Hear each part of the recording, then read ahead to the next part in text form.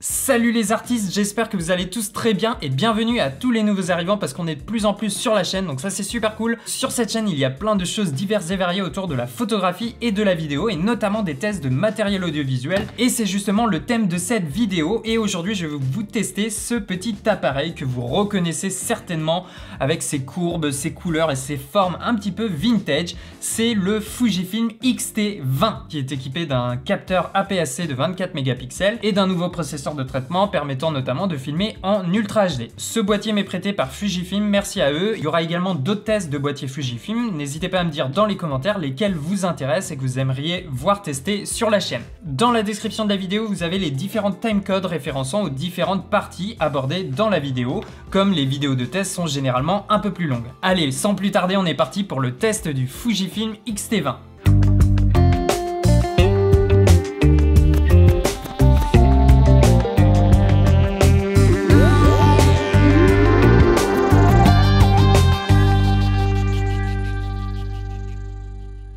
Le X-T20 est sorti début 2017, il vient remplacer son prédécesseur, le X-T10, et on peut dire que c'est une version allégée de son grand frère, le X-T2. C'est un appareil hybride, on est sur une version très compacte et légère, il pèse environ 383 grammes avec batterie et carte mémoire, pour des dimensions de 118 mm de longueur, 82,8 mm de hauteur et 41,4 mm de profondeur. La prise en main est assez confortable, on retrouve la petite cale pour le pouce au dos du boîtier et une poignée qui pourrait être un peu plus consistante, mais voilà, on reste quand même dans l'ergonomie d'un boîtier assez compact. Sur la face avant, on a une molette de commande où on va pouvoir facilement modifier l'ouverture. Et ça, c'est vraiment très pratique parce que c'est très rapide d'accès avec l'index, notamment quand on est en mode manuel pour modifier les paramètres d'exposition. Et puis on a le sélecteur de mode de mise au point avec le choix entre l'autofocus AFS, AFC et manuel. Personnellement, je n'avais pas encore vu ça chez les autres marques. Souvent, c'est soit un switch sur l'objectif ou alors un paramètre à aller modifier au sein du boîtier. Mais si vous êtes familier avec l'ergonomie Fujifilm, c'est un emplacement qui est assez courant sur leurs appareils. Au dos du boîtier, on a une configuration très épurée avec une touche suppression, une touche de lecture, la touche verrouillage d'exposition, la molette de commande arrière, c'est notamment avec cette touche qu'on va pouvoir modifier la vitesse d'obturation, la touche de verrouillage de la mise au point, la touche Q du menu rapide, les touches de sélection, le menu et les displays. Et on finit par le haut du boîtier, le capot qu'on peut considérer comme une vraie tour de contrôle. Tout à gauche, on a le petit levier pour sortir le flash, la molette de sélection de mode de déclenchement, la griffe flash ou encore le micro externe, la molette de sélection de la vitesse d'obturation, le levier de sélection du mode auto, le déclencheur avec le commutateur on-off, une molette de correction d'exposition et une touche fonction.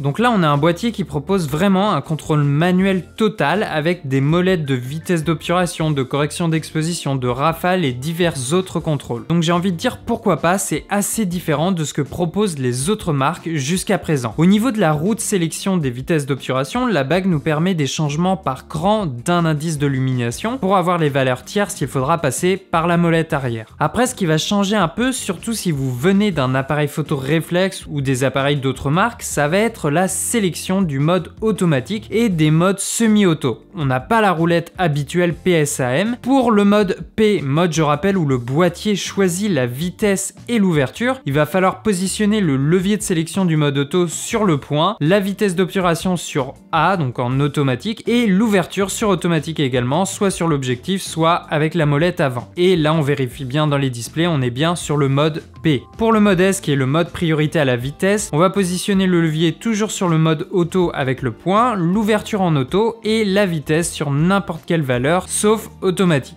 Et pour le mode A, ça va être l'inverse du mode S. Bref, c'est des petites subtilités qui peuvent légèrement dérouter aux premiers abords. Ensuite, le X-T20 possède un écran LCD 3 pouces affichant 1 040 000 points dans un ratio 3,5. L'écran est tactile, enfin à moitié, il ne l'est pas pour naviguer dans les menus par exemple, ni pour déplacer le point d'autofocus quand le viseur est utilisé. Par contre, en mode Live View, on va pouvoir déclencher une prise de vue ou encore déplacer le point d'autofocus. L'écran est monté sur double charnière, orientable donc à 90 degrés vers le haut et 45 degrés vers le bas. J'ai envie de dire c'est le strict minimum minimum, c'est un bon début. Personnellement, j'ai tendance à préférer quand l'écran est totalement orientable, voire même monté sur rotule pour faciliter le mode selfie. En extérieur, aucun souci, l'écran est suffisamment lumineux pour être utilisable. Ensuite, il possède un viseur électronique OLED de 2,36 millions de points avec un grossissement de 0,62x. On retrouve aussi la petite molette pour régler la dioptrie. Par contre, le boîtier n'est pas tropicalisé, contrairement à son aîné, le XT2. Au niveau des menus, on a une organisation un peu différente de ce qu'on peut trouver chez Canon ou encore Sony. Mais toutefois, on est loin d'être perdu. Fujifilm a catégorisé son menu, on le retrouve de façon verticale sur la gauche, contrairement à la plupart des autres marques qui, eux, ont des catégories de menu horizontales. On a donc une catégorie IQ où on va trouver tout ce qui concerne l'image, le JPEG, une catégorie mise au point, autofocus, donc ça c'est très pratique, on sait où chercher, une catégorie de prise de vue, une catégorie pour le flash, un menu pour la configuration de tout ce qui concerne la vidéo, un menu pour la partie paramétrage du boîtier et puis un menu entièrement personnalisable. Donc honnêtement, on est quand même sur une ergonomie de menu assez intuitive, on n'est pas perdu. Même si vous débutez, eh bien lisez entièrement les menus et puis vous allez vite vous y retrouver. On va également pouvoir personnaliser plusieurs boutons sur le XT20. En restant appuyé sur la touche display, on arrive sur un nouveau menu et là on va pouvoir attribuer nos fonctionnalités préférées selon nos usages et nos pratiques. On a donc un boîtier bien personnalisable. Passons au connectique. Il propose une sortie HDMI type D, un port USB micro B en 2.0 et une prise mini jack. Par contre, c'est une prise pour mini jack 2.5, ce qui est un peu moins courant que le 3.5. Il faudra donc utiliser un adaptateur si votre micro est en 3.5. Typiquement, moi avec le VideoMic Pro, qui est le micro externe que j'utilise tout le temps, eh bien moi je vais devoir passer par un adaptateur. Par contre, il va manquer une prise casque. Bon, c'est pas trop surprenant parce que cette prise est rarement présente sur des boîtiers de cette gamme. Test des micros intégrés du Fujifilm X-T20. Alors comme d'habitude sur ce genre d'appareil, je vous conseille pas trop les micros intégrés, mais si vous n'avez pas de micro externe, vous pouvez commencer à les utiliser. Ensuite, il existe un mode de communication sans fil. On va pouvoir grâce au Wi-Fi le connecter à un smartphone, une tablette, en passant par l'application Fujifilm Camera Remote. Avec ça, on va pouvoir parcourir les images de l'appareil photo, changer les paramètres de prise de vue, ou encore déclencher l'appareil à distance. En ce qui concerne l'emplacement de la batterie, ça se situe dans la semelle du boîtier au niveau de la poignée. À noter, petit problème qu'on a sur beaucoup de boîtiers hybrides, comme le local à batterie se situe juste à côté de la vis d'accroche, et bien quand il est sur un trépied, on va être entièrement bloqué pour changer la batterie ou alors sortir la carte mémoire et on est obligé d'enlever la caméra du pied et enlever la semelle. L'appareil quant à lui est rechargeable par USB et ne vous faites pas avoir, quand la batterie est en charge, la diode est verte et elle s'éteint quand la batterie a entièrement fini de charger. Le Fujifilm X-T20 est compatible aux cartes SD, SDHC et SDXC avec la norme de transfert Ultra High Speed 1. Côté bruit, au niveau du déclenchement, le Fujifilm X-T20 possède un obturateur mécanique qui n'est pas si bruyant que ça, mais également un obturateur électronique totalement silencieux, ce qui est bien pratique pour les photographes de mariage ou encore de spectacle. Côté capteur, le X-T20 utilise le Fujifilm X-Tra CMOS 3, capteur au format APS-C de 24,3 mégapixels. Il est également équipé d'un nouveau processeur, le X-Processor Pro, qui est environ 4 fois plus rapide que les modèles précédents, ce qui permet notamment d'augmenter la mémoire tampon ou encore réduire l'intervalle entre deux prises de vue. Niveau monture d'objectif, il est compatible avec les montures Fujifilm X. Là, je vais vous tester le boîtier avec le Fujifilm XF 1835 f3 5.5.6 et j'ai également le Fujinon 35 mm f2. Et je testerai également ces deux objectifs en particulier sur d'autres vidéos. Au niveau du prix, on le trouve aux alentours de 800-900 €, boîtier nu selon les sites. On attaque maintenant les performances du boîtier. Au niveau de l'autofocus, comme on l'a vu dans la partie ergonomie du boîtier, à l'avant de l'appareil, on a un levier pour passer du mode manuel à l'autofocus AFS ou l'autofocus AFC. Vous avez également le choix entre 91 et 325 zones de mise au point. Il est équipé d'un autofocus à détection de phase et de contraste. La mise au point couvre environ 50% en largeur et 75% en hauteur. L'appareil propose le mode point unique pour faire le point précisément à l'endroit choisi, le mode mode zone pour les sujets en mouvement et le mode large suivi. Il propose également un mode de détection de visage ou encore un mode de détection de l'œil pour une mise au point encore plus précise. Chose également assez intéressante, il est possible de définir 5 scénarios de comportement pour l'autofocus continu en fonction des mouvements et la nature du sujet. Il y a par exemple un mode où la caméra continue de suivre le sujet choisi même si d'autres sujets lui passent devant, ou encore un mode pour les apparitions soudaines dans le champ. En vidéo, l'autofocus est assez rapide, pas aussi performant que certains modules de ses concurrents, mais il y a quand même de quoi faire, que ce soit en 4K ou en 1080, et bien l'autofocus reste bien réactif. Côté prise de vue en continu, cette option est assez facile d'accès. On a vu qu'il y avait une molette de sélection dédiée à ce mode de déclenchement. CH, c'est le mode rafale haute vitesse et CL, le mode rafale basse vitesse. Le mode rafale du X-T20 va atteindre 8 images par seconde et va pouvoir monter jusqu'à 14 images par seconde avec l'obturateur électronique.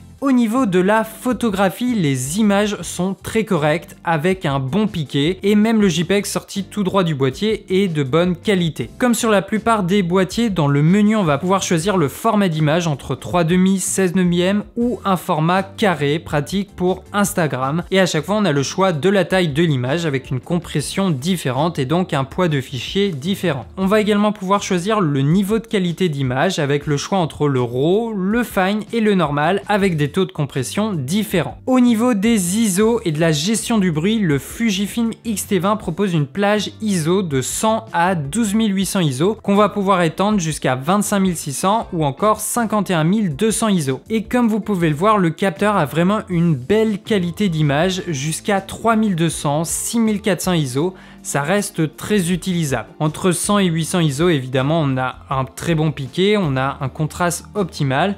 Et puis à partir de 12800 et 25600 ISO, là le grain devient quand même trop présent et un peu trop destructif sur notre image. Ensuite, l'appareil propose un mode d'exposition multiple qui va créer une photo en combinant 2 expositions prises à des endroits différents. Donc on peut par exemple faire les fameuses photos à double exposition qui se font habituellement en montage photo. Donc habituellement je suis pas trop intéressé par les fonctionnalités secondaires, mais là je dois avouer que cet effet me plaît beaucoup. Le Fujifilm X-T20 propose également un mode panoramique. Il suffit de placer la molette de sélection du mode de déclenchement sur panoramique. Et puis ensuite, il suffit de déclencher l'appareil tout en effectuant un panoramique avec son appareil photo. Le Fujifilm X-T20 propose différentes simulations de films avec différents rendus de couleurs et de teintes. Il propose également d'ajouter un effet de grain avec différents niveaux de rendu, synonyme un peu de ce look vintage. L'appareil dispose également d'un mode intervallomètre qui va permettre de créer des timelapses en choisissant l'intervalle de déclenchement. Au niveau de la stabilisation, eh bien l'appareil n'est pas stabilisé, il n'est pas pourvu par exemple de la stabilisation 5 axes qui est quand même bien pratique. Donc si vous souhaitez partir sur cet appareil pour faire de la vidéo, assurez-vous d'utiliser un objectif qui possède une stabilisation optique. Au niveau de la vidéo, le Fujifilm X-T20 va pouvoir filmer en 4K Ultra HD jusqu'à 30 images par seconde à 100 mégabits par seconde. On a également le Full HD à 60 images par seconde ou encore le mode 720p à 60 images par seconde. Donc on n'a pas vraiment de haute cadence pour faire du slow motion, mais toutefois en Full HD, le 60 images par seconde permet déjà de ralentir au moins de 2 fois votre vitesse, voire un peu plus si vous utilisez le flux optique de Premiere Pro. En 4K, l'enregistrement vidéo est limité à 10 minutes et à 15 minutes en Full HD. Au niveau de la qualité d'image en vidéo, eh bien je vous laisse décider par vous-même. Voici quelques plans en 4K et ces mêmes plans en Full HD. Donc voilà, on a une image bien détaillée, voire même peut-être un peu trop détaillée en 4K, mais on va pas se plaindre, la qualité est là. Ensuite, l'appareil ne propose pas de log pour l'étalonnage, mais toutefois les modes de simulation de film sont disponibles pour le mode vidéo et même en 4K. Il propose également l'aide à la mise au point en mode manuel, le focus picking, même si je trouve que celui-ci manque d'intensité, il n'est pas suffisamment visible. Par contre, il ne possède pas les zébras qui sont l'aide à l'exposition. Au niveau du rolling shutter, il y en a un peu, plutôt en Ultra HD. Vous pouvez limiter son effet en filmant à des cadences plus élevées, mais toutefois comparé à d'autres marques, il reste tout à fait correct. Allez, on attaque maintenant mon avis sur le Fujifilm X-T20. Alors, premièrement, eh bien, je suis agréablement surpris par le X-T20. C'est la première fois que je teste un boîtier Fujifilm et j'imagine que beaucoup d'entre vous ne connaissent pas forcément cette marque et n'ont peut-être jamais utilisé ce genre de boîtier. Eh bien, en fait, c'est des boîtiers qui sont tout aussi travaillés et complets que des boîtiers qu'on peut trouver chez d'autres marques. Alors évidemment, je vais vous parler des défauts et des points positifs. En tout cas, c'est des points qui me sont personnels.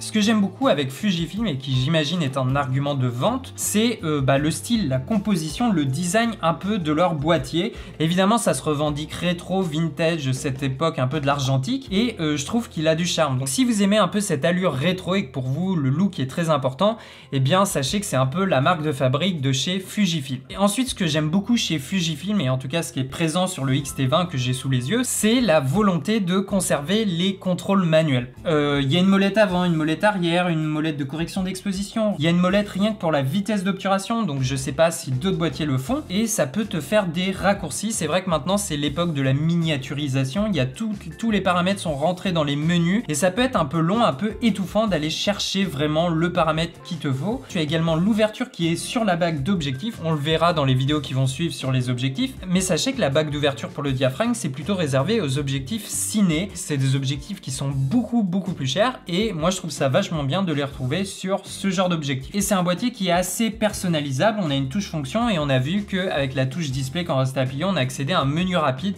où on allait pouvoir personnaliser notre boîtier selon nos pratiques et nos usages. Donc ça c'est quelque chose qui me plaît, on peut modifier la plupart de ces paramètres de prise de vue sans plonger la tête dans le menu. Ensuite au niveau des points négatifs pour que la balance soit équilibrée, la première chose j'en ai parlé, il y a une limitation au niveau de l'enregistrement, donc ça c'est un petit peu dommage, voilà 10-15 minutes c'est un peu court, notamment si vous filmez un live, un direct ou je ne sais trop quoi, vous n'avez pas forcément envie que la prise se coupe et que vous ayez à la relancer. Au niveau de l'écran LCD, il manque une articulation complète, par le haut ou sur rotule sur le côté, moi je m'en fiche, mais voilà, si vous faites du vlog, vous avez besoin de vous filmer ou faire des photos selfie, c'est un petit peu dommage de ne pas avoir cet écran retournable. Côté connectique, il manque une prise casque et c'est dommage que la prise micro soit en 2.5 parce que c'est pas la prise mini jack la plus utilisée et par exemple comme je vous disais, le Videomic Pro je peux pas l'utiliser sur le X-T20 à moins d'utiliser un adaptateur. Le focus picking qui je trouve manque un peu d'intensité et les zébras qui sont manquants sur le X-T20, c'est dommage parce que ça reste une aide assez intéressante pour l'exposition. Et pour finir, on n'a pas une stabilisation interne, une stabilisation 5 axes.